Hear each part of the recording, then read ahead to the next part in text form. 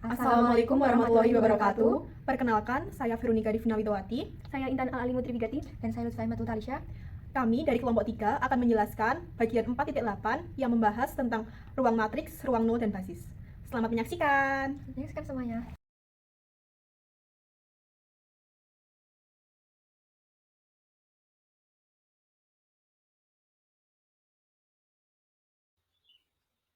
Matriks space atau ruang matriks diberikan matriks M kali N sebagai berikut, dengan M sebagai baris dan N sebagai kolom.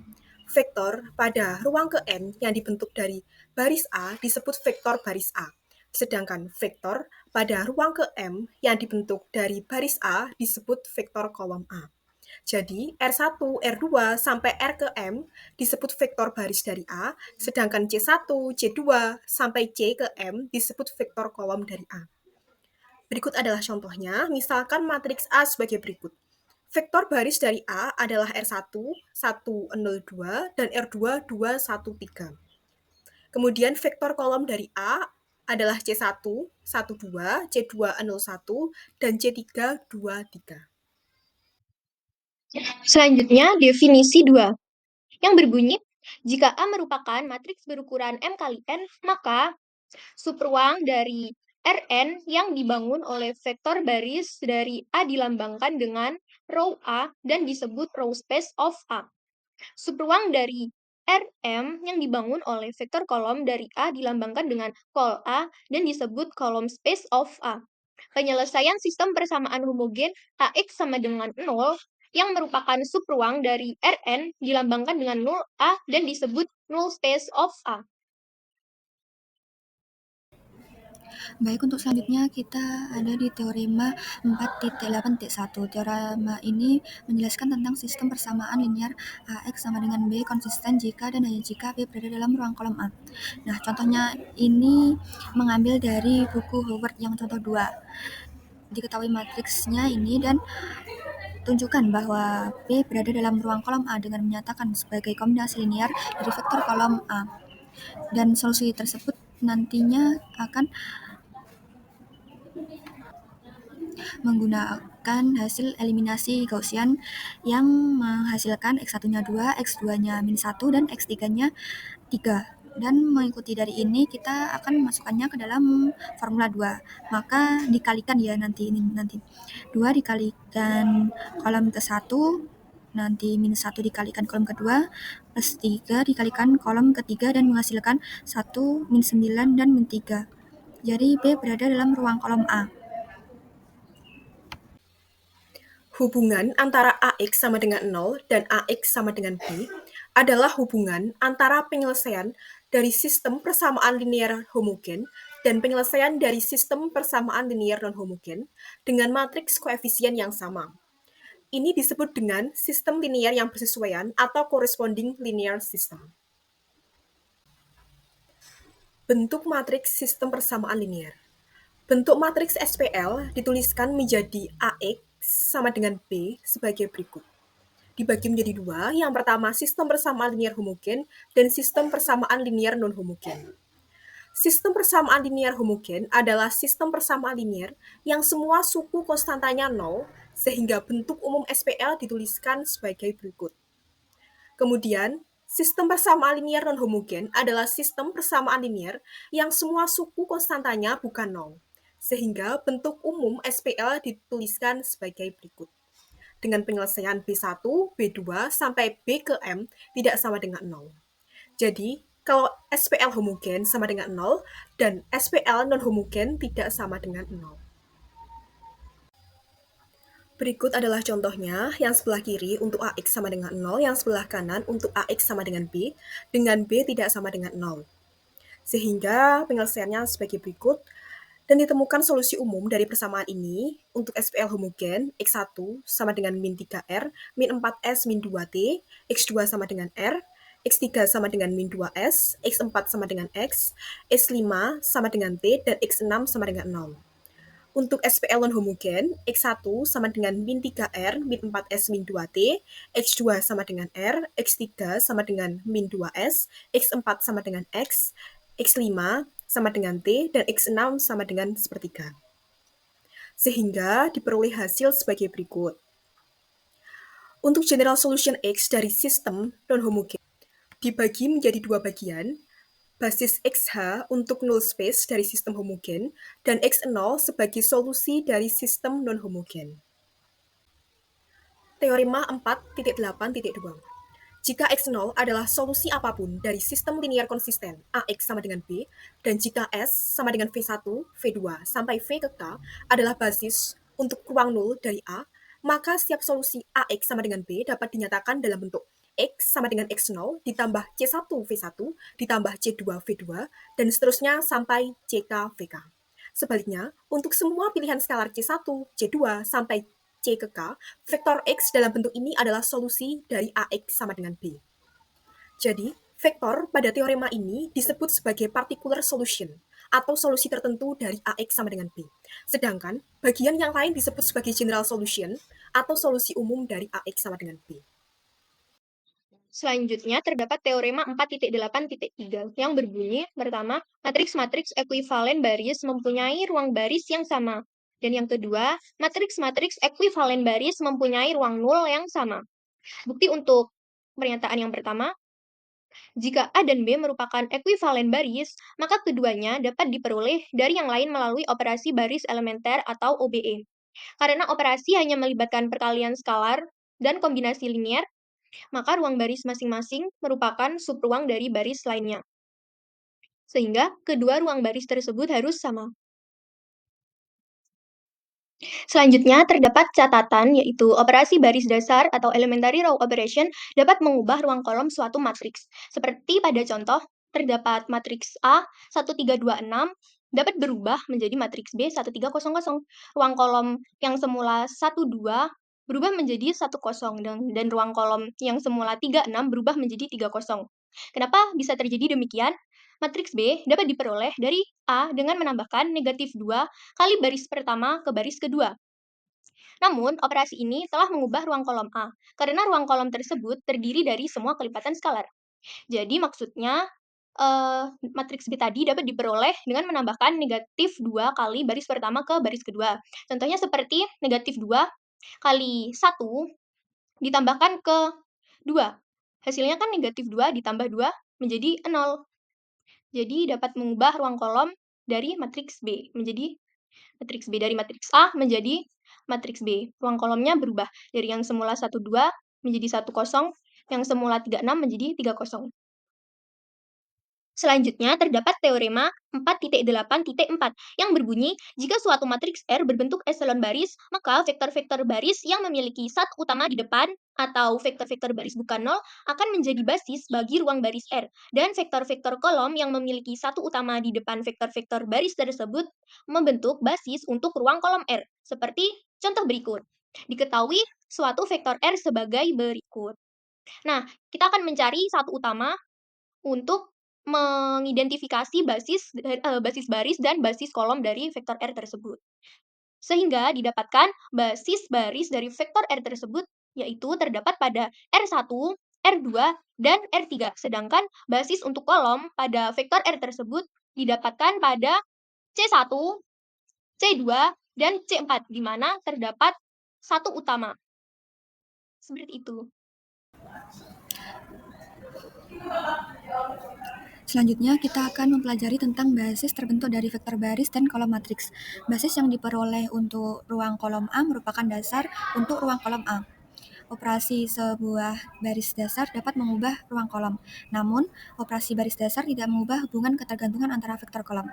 Dan untuk membuat ini tepat, kita akan menganggap bahwa W1, W2 sampai dengan WK adalah vektor kolom, tergantung linear dari A. Jadi, skalarnya nanti C1, C2 sampai dengan C3 yang tidak semuanya 0 seperti di bawah ini, yaitu C1 kali W1 plus C2 kali W2 sampai dengan plus CK WK sama dengan 0. Nah, sekarang kita selanjutnya melakukan operasi baris elementer atau OBE pada A. Dan vektor ini akan diubah menjadi vektor kolom baru, yaitu W aksen 1, W aksen 2 sampai dengan W aksen K. Namun vektor kolom baru ini bergantung linear dan pada kenyataannya terkait dengan persamaan C1 W aksen 1, C2 W aksen 2 plus CK W aksen K sama dengan 0.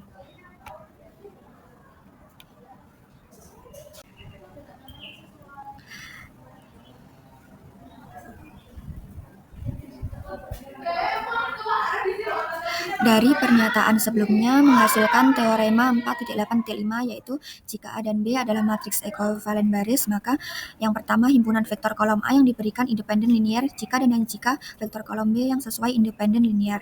Dan yang kedua, satu set vektor kolom A yang diberikan membentuk basis untuk ruang kolom A jika dan hanya jika vektor kolom B yang sesuai membentuk basis untuk ruang kolom B.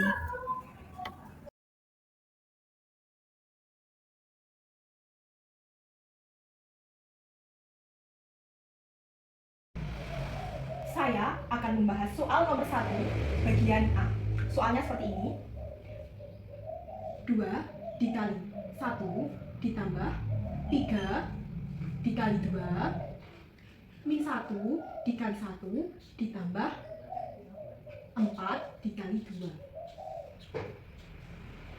Kemudian satu dikeluarkan, matriks 2 min 1 ditambah 2 matriks 3, 4. Diperoleh hasil seperti ini, sehingga AX adalah kombinasi linear dari vektor kolom ke A. Selanjutnya, saya akan membahas soal nomor 1 bagian B. 4 dikali min 2 ditambah 0 dikali 3 ditambah min 1 dikali 5. 3 dikali min 2 ditambah 6 dikali 3 ditambah 2 dikali 5. 0 dikali min 2 ditambah min 1 dikali 3 ditambah 4 dikali 5. Sehingga diperoleh min 2 matriks 4, 3, 0 ditambah 3 matriks 0, 6, min 1 ditambah 5 matriks min 1, 2, 4. Jadi AX adalah kombinasi linear dari vektor kolom ke A.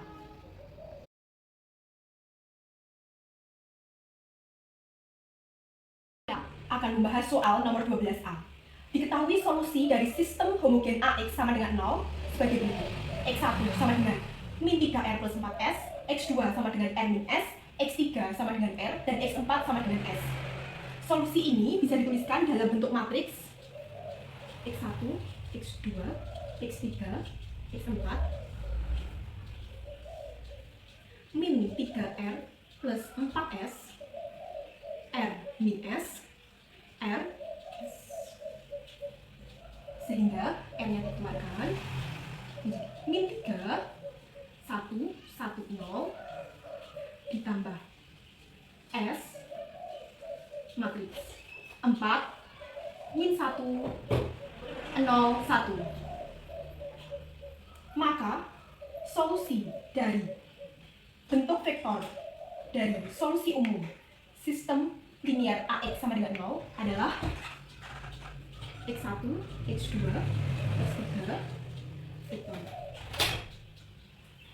R, vektor min 3, 1, 1, 0 ditambah S 4, min 1, 0, 1. Saya akan membahas soal nomor 12B. Diketahui solusi dari sistem linear non-homogen AX sama dengan B sebagai berikut. X1 sama dengan min 1, X2 sama dengan 2, X3 sama dengan min 4, dan X4 sama dengan min 3. Solusi ini bisa dituliskan dalam bentuk matriks X1, X2, X3, X4 sama dengan matriks min 1, 2, min 4, min 3. Maka bentuk vektor dari solusi umum AX sama dengan B adalah X1, X2, X3, X4, min 1, 2, min 4, 3 ditambah R min 3, 1, 1, 0 ditambah S 4, min 1, 0, 1. Ini didapatkan dari solusi umum sistem linier AX sama dengan 0. Jawaban dari bagian atas ini.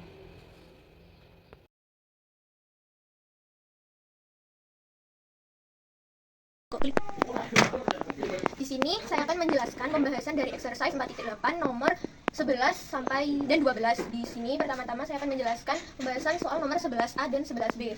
Di mana dengan by inspection find a basis for the row space and for the column space of matrix. Di sini diketahui pada nomor 11A terdapat matriks sebagai berikut. Dengan inspection, bagaimana kita menentukan basis dari ruang baris dan ruang kolom matriks tersebut? Berdasarkan teorema 4.8.4, kita akan mencari satu utama untuk menentukan basis dari ruang baris dan basis dari ruang kolom matriks. Jadi seperti ini. Berdasarkan teorema 4.8.4, kita akan menentukan basis dari ruang baris dan basis dari ruang kolom matriks tersebut dengan mencari satu utama.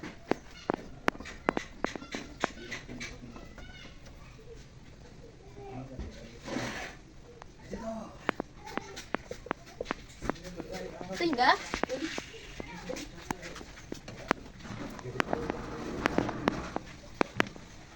diketahui basis dari ruang baris matriks tersebut yaitu terdapat pada R1 dan R2. Karena satu utamanya terdapat pada baris pertama dan baris kedua matriks tersebut. Dapat kita tulis menjadi basis ruang baris terdapat pada R1 sama dengan 102 dan R2 sama dengan 001. Sedangkan basis dari ruang kolom vektor 11A dapat dicari dengan mencari satu utamanya, seperti dapat ditulis menjadi basis ruang kolom. Nah, satu utamanya terdapat pada C1, kita sebut ini sebagai C1 dan ini sebagai C3. C1 sama dengan 1, 0, 0 dan C3-nya sama dengan 2, 1, 0. Jadi seperti ini cara mencari basis dari ruang baris dan basis dari ruang kolom vektor 11A. Berlaku juga untuk matriks 11B. Sama caranya berdasarkan teorema 4.8.4.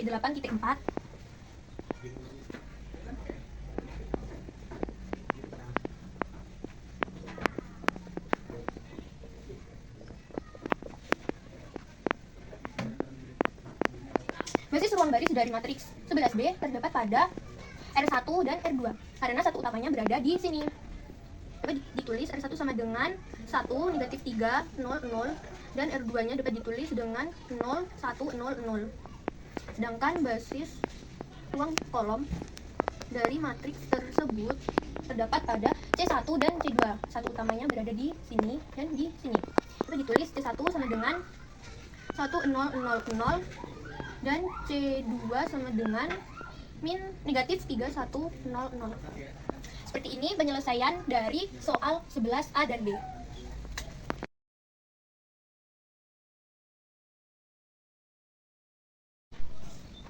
Selanjutnya, saya akan membahas soal nomor 12A dan B. Caranya sama seperti nomor 11 tadi dengan berdasarkan teorema 4.8.4.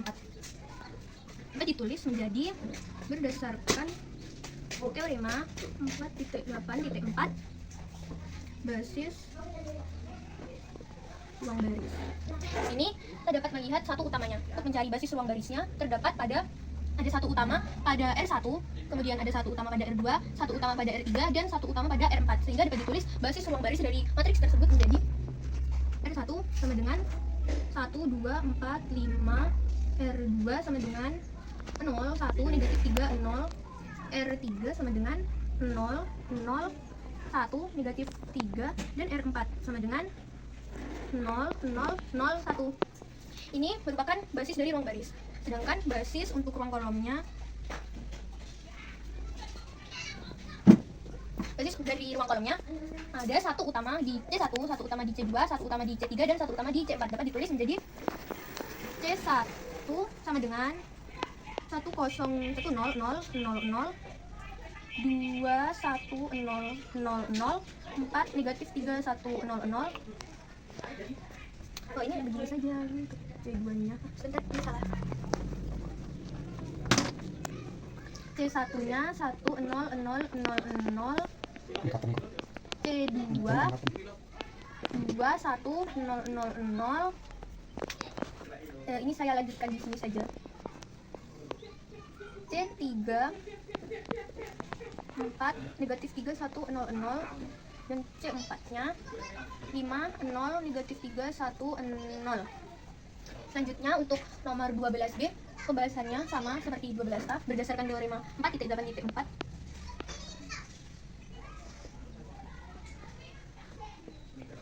Dapatkan basis ruang baris.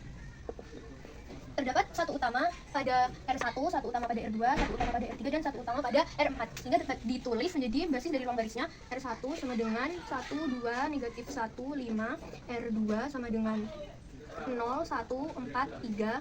R3 sama dengan 0, 0, 1, negatif 7. Dan R4 nya sama dengan 0, 0, 0, 1. Sedangkan basis untuk ruang kolom matriks tersebut, satu utamanya terdapat pada C1, satu utama terdapat pada C2, satu utamanya juga terdapat pada C3, dan satu utamanya terdapat pada C4. Sehingga dapat ditulis basis ruang kolom menjadi C1 sama dengan 1, 0, 0, 0. C2 sama dengan 2, 1, 0, 0. C3 sama dengan negatif 1, 4, 1, 0. Dan C4 nya sama dengan 5, 3, negatif 7, dan 1. Jadi seperti ini penyelesaian dari soal nomor 12 dan 11 tadi, yaitu menentukan basis dari ruang baris dan basis dari ruang kolom matriks. Terima kasih.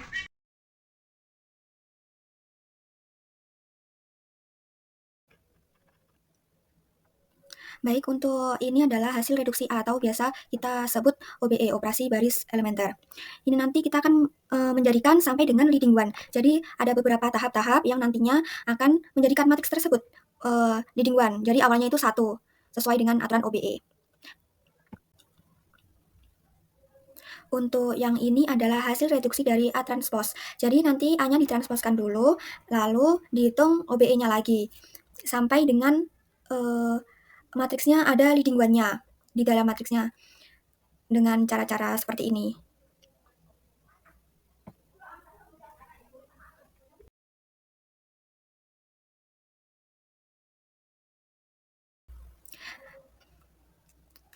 Dan untuk yang ini adalah hasil reduksi dari soal nomor 15. Kita juga mengoperasikannya ini dengan OBE. Nanti juga akan menghasilkan leading one. Kita menghitung sampai dengan leading one. Ada beberapa tahap juga di sini, cukup banyak tahap. Pokoknya nanti awalannya itu harus 1, 1, 1. Dan ini di bawahnya 1 itu harus 0. Dan antara 1 yang kiri dengan kanan itu, yang kanan harus lebih menjorok ya. Jadi kalau tidak seperti itu berarti jawabannya kurang tepat, harus seperti ini. Yang sebelumnya juga begitu, harus memenuhi aturan operasi OBE. Baik, kita akan membahas soal nomor 13 dan nomor 15. Baik, untuk menemukan basis ruang kolom, kita akan mereduksi matriks A ke bentuk echelon baris. Setelah kita reduksi, kita menghasilkan A sama dengan 1, 0, 0, 0, min 2, 1, 0, 0, 5, 3, 0, 0, 2, 1, 0, 3, 0, 0, 0. Tutorial mereduksi matriks A akan saya jelaskan di PPT. Nah, untuk selanjutnya kita akan memilih kolom yang ada leading one-nya, yaitu kolom ke-1, 2, dan ke-4. Ini nanti yang akan menjadi basis ruang kolomnya. Jadi nanti jawabannya adalah ini, dan ini. Maaf, ini tidak ya. Ini dan ini bukan ruang kolomnya. Jadi dapat kita tuliskan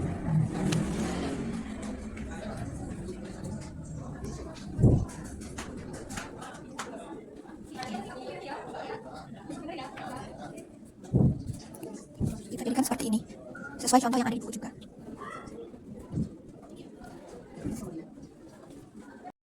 Selanjutnya kita akan mencari basis dari ruang baris dan kita akan mereduksi matriks A transpose. Jadi matriks yang di sebelah sini kita akan transposkan terlebih dahulu dan nanti di echelon bariskan. Kita akan mentransposkan terlebih dahulu supaya lurus. Kita akan taruh di sini.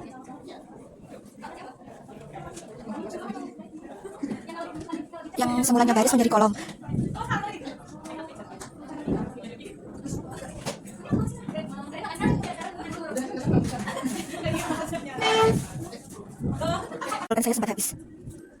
seperti ini. Nah, ini yang telah kita transpose. Setelah kita transpose, kita akan membentuknya ke eselon baris. Jadi kita akan, ini langsung hasilnya saja ya, karena nanti untuk prosesnya saya akan jelaskan di PPT karena lumayan panjang.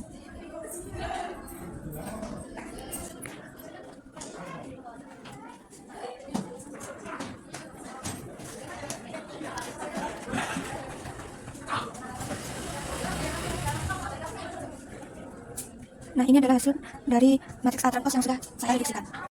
Setelah direduksi, kita akan menghasilkan ini. Dan nanti kita akan milih baris yang ada di dingguannya. Jadi yang ini, dan yang ini ada di dingguannya ya. Jadi nanti hasilnya adalah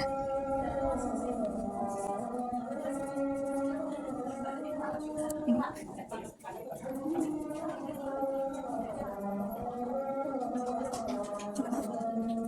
Pending. Nah, ini hasilnya. Ini dari baris ke 1, 2, dan 3. Seperti ini. Ini baris ke 1, 2, 3. Nah, ini menghasilkan ini. Untuk menentukan ruang baris A yang seluruhnya terdiri dari vektor baris, kita akan merubah urutan A-nya dulu menjadi A transpose. Setelah kita menjadikan A transpose, kemudian kita akan merubah lagi ke bentuk vektor kolom, dan setelah itu kembali lagi ke vektor baris. Nah, untuk yang pertama kita akan mentransposkan A. Nah, di sini sudah ada A transpose yang dari soal pertama tadi. Dan juga sudah ada eselon barisnya. Lalu kita akan menentukan yang ada di dingguannya juga. Ini telah ada di dingguannya juga. Yang ini, yang kolom ke 1, ke 2, ke 3. Jadi nanti jawabannya ada di baris ke 1, 2, dan baris ke 3. Nah, untuk hasilnya sendiri, kita memperoleh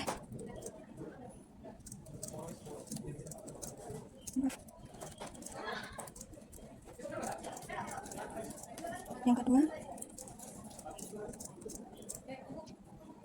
ini, dan yang terakhir ini.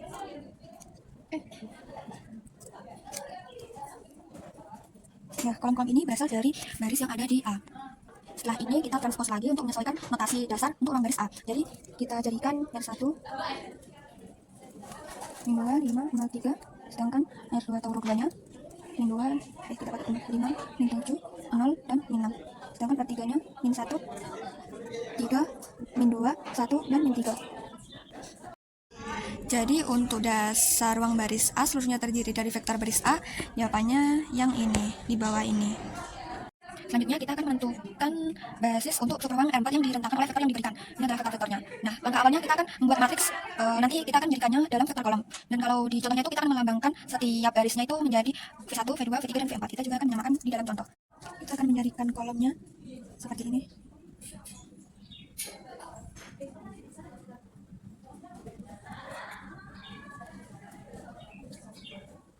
Nah, setelah kita menjadikan kolom, kita akan kasih keterangan di sini V1, V2, V3, dan V4. Setelah itu kita reduksi matriksnya, yang ini kita reduksi dan nanti akan dilambangkan W. Untuk reduksinya nanti tutorialnya saya akan menjelaskannya di PPT juga. Ini langsung saja ke hasilnya karena cukup panjang.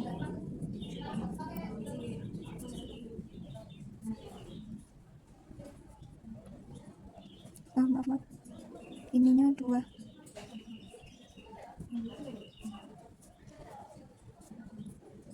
Dan setelah itu kita lambangkan W1 sampai dengan W4. Nah, setelah ini kita juga akan mencari leading-nya. Nah, di sini leading-nya ada 4. Ini 1, 2, 3, 4. Jadi semuanya masuk ke dalam ruang kolom. Dan menurut teorema 4.8T4 yang telah kita jelaskan tadi, apabila W1, W2, W3, W4 adalah dasar untuk ruang kolom, akibatnya V1, V2, V3, V4 adalah basis untuk ruang kolom. Jadi basisnya kita temukan ini. Jadi kita tinggal menggantinya.